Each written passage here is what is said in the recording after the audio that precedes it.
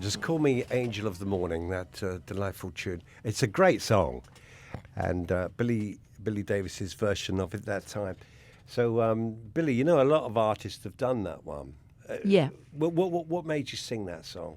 I mean, it came your way, from Stigwood or? Well, talking about the Michael Aldred, who,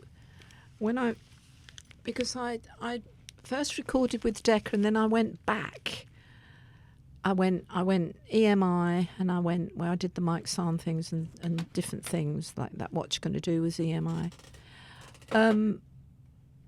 Met up with Michael, and Michael, Kiki and I, we spent a lot of time together. I remember Kiki. Mike was very friendly with her. Yeah, and we kind of listened to the same songs, and Michael, we were just on a roll with what we were listening to, and Decca had said that they wanted me to go back on the label, and I said, well, who's going to produce? And they said, well, we'll find someone. I said, could Michael Aldred produce? What has he done? I said, well, he's never produced before, but he's ready, steady, go, and he's writing in the columns. And so that's how it came. Michael found that song.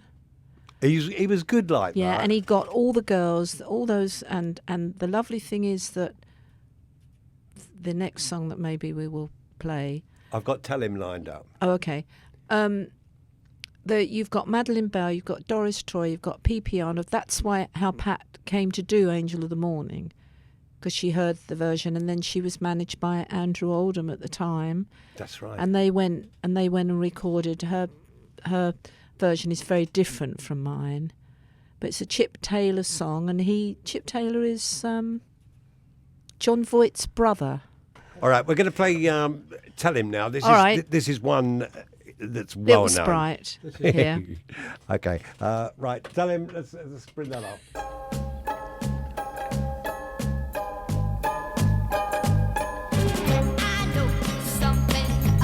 The great Tell Him. That went to number 10 for Billie Davis, who's right here in the studio, and a great tune it is too. And it was the Exciters that did it. Yeah, found by John Layton when he went to do The Great Escape with Robert Stigwood. They were over there and they heard the song with Charlie Blackwell, who produced it.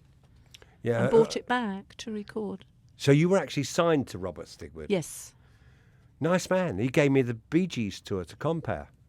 That was Robert. And yeah. He's no longer with us. I know. Yeah. It's very sad because he was a good manager. He was a very good manager. Definitely.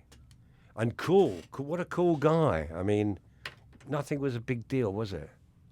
Or it wasn't, from what I could see. Because I was very young then when I was, when I'd recorded this, and when it charted, Judy Garland was at the Talk of the Town, and for a little thing, John was there that night. We went to see Judy Garland, as a little party for me, and I went backstage, and the stage manager said, this little lady would like to meet you.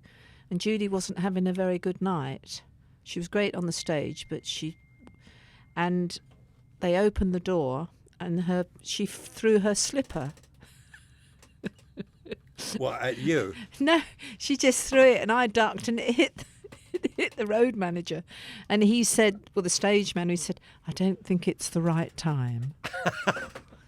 Yeah, these things memories, happen. Memories, Yeah. and there, but watching her sitting cross-legged on the stage in her little kind of, slippers. She had her carpet slippers on, just singing Over the Rainbow was just, it didn't matter what she had on, it didn't matter.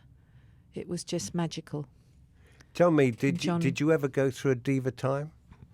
No, not even kind when of you person. went to when you went to number 10? I'm not. No.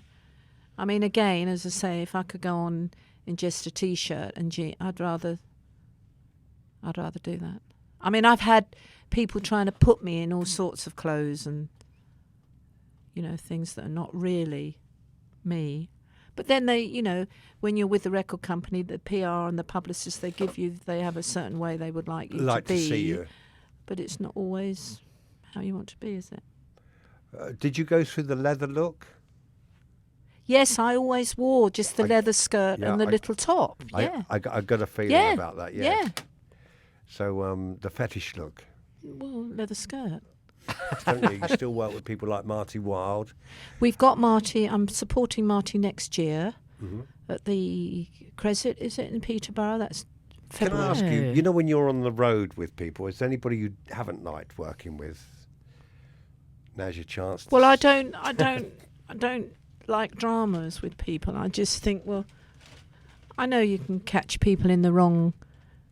You know, I remember that lovely story with Georgie Fame, and he was eating, and the fan came up to the table, and he signed.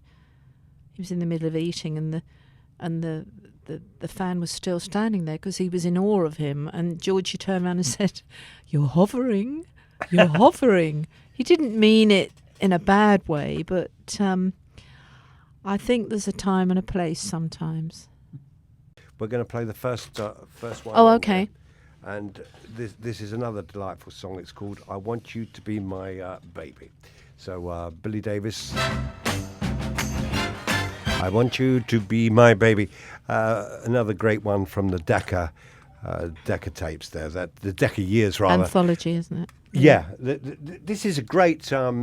is this available in shops now? Yeah, yeah. And, of course, with Amazon. It never went out of print. It never stopped. And it's got 20 great tracks there running from I Want You to Be My Baby right the way through with Tell Him, Angel of the Morning. I love that song. Yeah, there's some really, really good ones on here, Billy. Excellent. When you're talking about that, I Want You to Be My Baby, all those Angel of the Morning, all the sessions were with Madeleine Bell and Kiki and everybody on there. But also the Moody Blues were recording their first album, Days of Future Past, and they were in the next studio. Wow. So we needed some more voices. So they came in. So you've got them on those vocals as well. That's why it's there's about 8 voices on that. And So that took me all over the world, that song. Yeah. It did. No, it took me. It's huge in Spain and South America. I mean, you are a stayer. There's no doubt about it. I mean, because you are. You work and work and... I was playing ballrings in Spain with Paco de Lucia. He was on the show. A lovely man, a singer called Joan Manuel Serrat, who was a poet, really, and did a lovely song called Mediterraneo. But, you know, you do the shows. But when I first went there, we were getting the calls, and the song was doing 12, 15,000 a day. And the record company there said, get him over here, because they hadn't done any promo on me, Decca here. So it was very lax, and they thought I was a boy until I got there. And they, you know, so we did have that problem with which a lot of artists suffer with, because if the record company aren't behind it, and then we had the strike with this, I Want You to Be My Baby. I did Top of the Pops, then we had the strike. So I went elsewhere. Where was the strike? The coal miners stopped driving. Oh, I see. No, not that. Seemed like... The pressing plants. Oh, They weren't pressing up, so it killed it here. But of course, we got the calls from Spain, South America. So I went there, and I was there for 5 or 6 years, backwards and forwards, working with all the Spanish artists, Julio Inglés, you know, all those. It's a very exciting time. South America. Have you toured America, like North America, that part? Haven't done much in North America, but I did all South America. Argentina, Brazil, you know, right the way through with that song. Wow.